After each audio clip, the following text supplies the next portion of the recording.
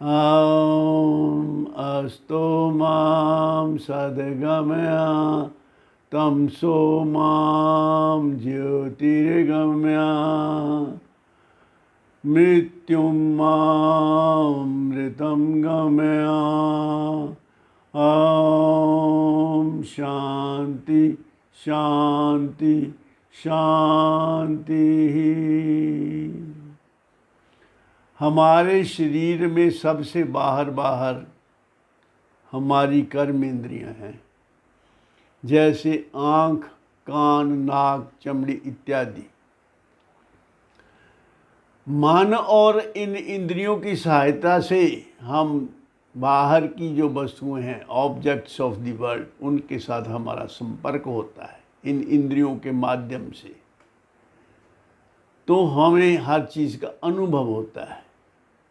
शरीर के तल पर अनुभव जो होता है वो है शीतोष्ण या सर्दी गर्मी का अनुभव, जो है वो शरीर के तल पे होता है। और अंदर मन बुद्धि के तल पर सुख दुख का अनुभव होता है।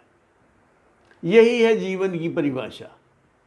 भगवान ने इसे गीता जी के दूसरे अध्याय के 14वें मंत्र में परिभाषित किया है जीवन को इस प्रकार। मात्रा स्पर्शास्तु कौन्तेय शीतोष्ण सुख दुखदा आगमा पाइनो नित्यास्तांस ततिक्षस्व भारत। हे भारत,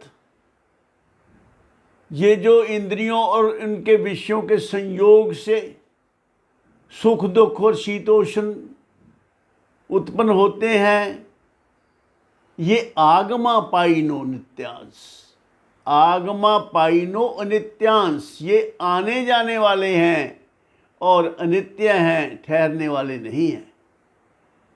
तो इनको तू सहन कर, दांस तितिक्षस्व भारत, इनको सहन कर। इनको सहन करने से क्या होगा कि फिर तू सुख दुख से परे चला जाएगा। अब इंद्रियों और ऑब्जेक्ट्स का जो संपर्क है वो तो होना है जीवन में। जीवन यही है, इंद्रियों का बाहरी ऑब्जेक्ट के साथ संपर्क। तो इससे सुख और दुख होना भी निश्चित है। शरीर के तल पर गर्मी सर्दी और मन और बुद्धि के तल पर इससे सुख दुख पैदा होते हैं। और ये दूसरी बात भगवान ने जो कही इम्पोर्टेंट ये है कि ये दोनों ही ये आने जाने वाले हैं, सुख और दुख, और दोनों में कोई भी ये ठहरने वाला नहीं है। ये आगमा पाइनो है, आगमा पाइनो मीन्स आने जाने वाले हैं, और ये हमेशा रहने वाले नहीं हैं, अनित्य हैं। जीवन में सुख और दुख दोनों आएंगे, कभी ये नहीं हो सकता कि हमेशा सुख रहे, और ये भी नहीं हो सकता कि हमेशा दुख रहे। अब सुख है क्या? दुख का अभाव ही तो सुख है। दुख का अभाव कैसे होगा? जब पहले दुख का भाव होगा तभी तो अभाव होगा। तो सुख की प्राप्ति के लिए पहले दुख का होना जरूरी है। इसी प्रकार सुख का भी अभाव होगा तो दुख। ये सुख और दुख दोनों जीवन में आते जाते रहते हैं बगैर हमारे किसी प्रयत्न के। चाहे हम दुख को पसंद नहीं करते, लेकिन संभव नहीं है कि हमेशा सुख रहे, क्योंकि ये द्वंद्व है। ये एक सिक्के के दो पहलू हैं। ऐसा नहीं हो सकता कि इनमें से एक मिले एक ना मिले, ये दोनों आते जाते रहेंगे। तो फिर करना क्या? भगवान ने कहा तांस ततिक्षस्व भारत। इसलिए हे भारत, तू इनको सहन करने का स्वभाव बना। दुख और सुख दोनों को सहन कर लेना चाहिए। ऐसा करने से तो आप अमृत तुल्य हो जाते हैं। आप किसी भी चीज़ से प्रभावित नहीं होते, ना आप सुख से ज़्यादा प्रफुल्लित होते हैं और ना दुख में ज़्यादा दुखी होते हैं। और यही जीवन में संतुलन बनाने से ही जीवन ठीक चलता है।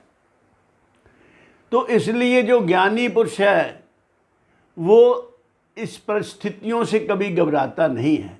जो परिस्थितियां हैं वो पर के अधीन है, आपके अधीन नहीं है।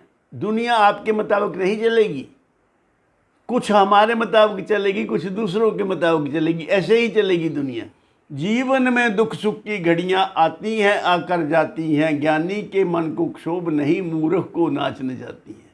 आप इन दोनों को सहन करने का स्वभाव बना लें तो आप दुख में न कभी घबराएंगे, ना सुख में कभी प्रबलित होंगे। और देखो, दुख को तो आप हटाना चाहते हैं, सुख को आप रखना चाहते हैं, फिर भी वो निकल जाता है, सुख टिकता नहीं है। जिसको आप रखना चाहते हैं वो नहीं टिकता, तो जिसको आप नहीं रखना चाहते वो कैसे टिकेगा।